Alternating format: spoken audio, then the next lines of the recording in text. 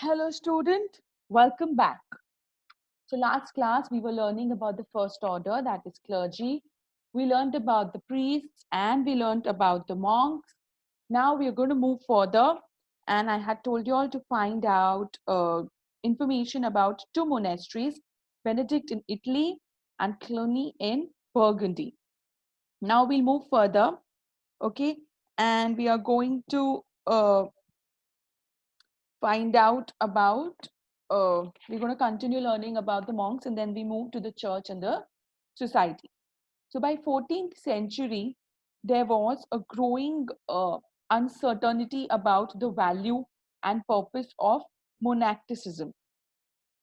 In England, Langdon's poem Piers Plowman contrasted the ease and luxury of the lives of some monks with pure faith of simple plowmen and shepherds and poor common laborers. So now what happened is some people started to question that these people, they are living more in luxury. Uh, if you look at the monks and all, they're living more in the luxury.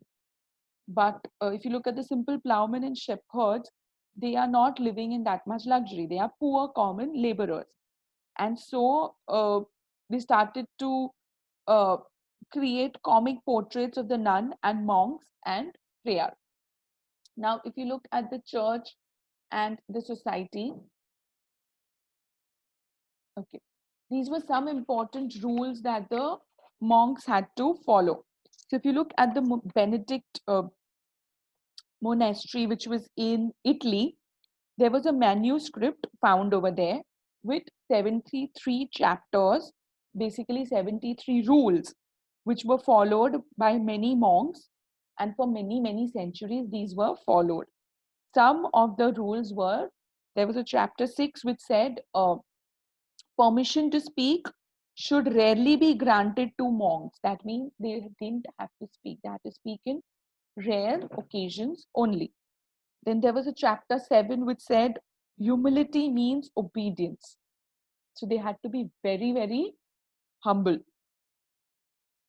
Then chapter 33 said no monk should own private property. So they could not own any worldly possessions if you actually interpret it well. There was a chapter 47 which said idleness is the enemy of the soul.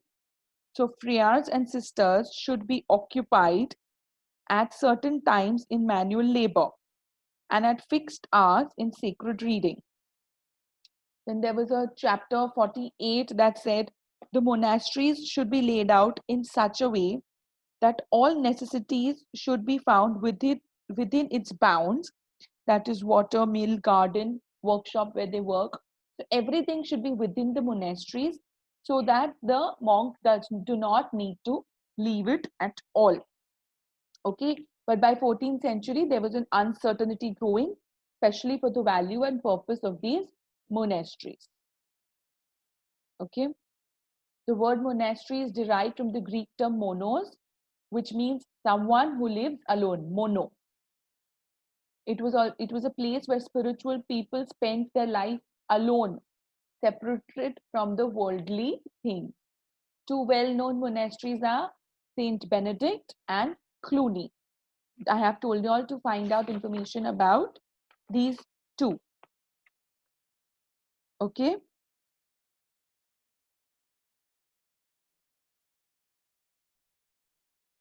So now, throughout the Europeans started to become Christians, and they held on to some old beliefs of themselves, like magic and folk traditions. So Christmas and Easter, they became important dates from the 4th century. Christ's birth was celebrated on 25th December, and it replaced an old pre-Roman festival, okay, the date of which was calculated by the solar calendar. And Easter marked the crucifixion of Christ and his rising from the death. But its date was not fixed one because it replaced an older festival to celebrate the coming of spring after a long winter, and dated by the lunar calendar traditionally. people of each village used to make a tour of their village lands. Now, with the coming of Christianity, they continued to do this, but they called the village the parish. That is the area under the supervision of one priest. And overworked peasants welcomed these holy days, that is, holidays, because they were not expected to work then. These days were meant for prayer, but people usually spent a good part of them having fun and feast. Now, pilgrimage became an important part of Christian life, and many people started to go on long journeys to shrines of martyrs, or they used to take long journeys to big, big churches. So there is a monk who travels to distant shrines. He's written this small little poem. Okay, it's basically the Canterbury Tales. Okay, it was written in Middle English, and the verse, this particular verse, is a translation in modern English by them. When in April the sweet showers fall and pierce the drought of March to the root, and the small birds are making melody that sleep right away the night with open eye. So nature pricks them and their heart engages. Then people long to go on pilgrimages, and farmers long to seek the foreign shrines of far off saints reversed in various lands, and especially from every shrine of England to Canterbury, they make their journey. So this indicates, this is a source from which the historian have interpreted that they had started to go on pilgrimages. Okay, so this was the relationship between the church and society.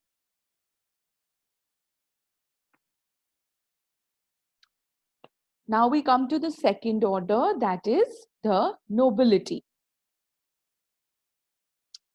Priests, they place themselves in the first order, and the nobles in the second. The nobles had a central role in the society processes because they controlled the lands. This control was the outcome of a practice called vassalage. The kings of France were linked to the people by vassalage, similar to the practice among the Germanic people, of whom the Franks were one. The big landowners, the nobles, they were the vassals of the king, and the peasants were the vassals of the landowners. The nobleman accepted the king as his senior, and they made a mutual promise. The senior, or the lord, would protect the vassal, and vassal would be loyal to the senior. This relationship involved elaborate rituals and exchange of vows taken on the Bible in a church. So this relationship was done in a very elaborate manner, and it was done in the church with a mutual exchange of vows.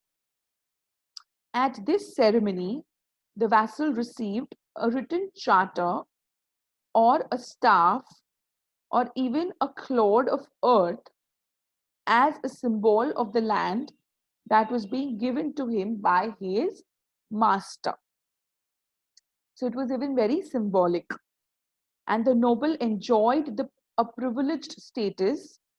He had absolute control over his property in perpetuity, and he could raise troops which were called feudal levies. The lord, that is the senior or the king, he held his own courts of justice, and he could even coin his own money. He was the lord of all people settled on this land. Lord was derived from the word meaning one who provided bread. So the king, he owned vast tracts of land which contained his own dwellings, his private fields, his pastures, homes, fields of his tenants, his peasants, and his house, the Lord's house or the king's house, was called a manor. His private lands were cultivated by the peasants, who were also expected to act as foot soldiers in a battle when required, in addition to working on their own farms. Okay, so this is, we are talking about the feudal system where we have the king. Under the king, we had the landowners. Okay, so they each became vassals to the other, to the superior power, to the one that was above them in the rank. And they had an understanding between the two, that the one who was in the upper rank, he would protect the one in the lower rank, and the one in the lower rank would offer the loyalty to the one in the upper rank. And this was carried out by a very elaborate ceremony done in the church in front of the uh, Lord. And they exchanged vows, and they also exchanged earth, or uh, a clod of earth, or a charter or staff, or some symbolism was also included in the ritual. Okay, and the uh, noble that enjoyed this privilege, he felt very, very privileged at that time. He felt a sense of status over there. Okay, and these peasants who were promised protection, they had to work in the fields of the landowners, and these landowners, the house that they owned was called a manor. Okay, so now if you look at the manorial estate, so a lord had his own manor house. He also controlled villages. Okay, some lords even controlled hundreds of villages where the peasants lived. A small manorial estate could contain a dozen families, while larger estates might include 50 or 60. Almost everything needed for daily life was found on the estate. Grain was grown in the field, blacksmith and carpenters maintained the lord's implements and repaired his weapons, while, while stonemasons looked after his buildings, women spun the fabric, children worked in the lord's wine presses. The estate had extensive woodlands and forests where the lords hunted. They contained pastures where his cattle and his horses grazed. There was a church on the eastern estate and a castle for defense. From 13th century, some castles were made bigger for the use as a residence for a knight's family.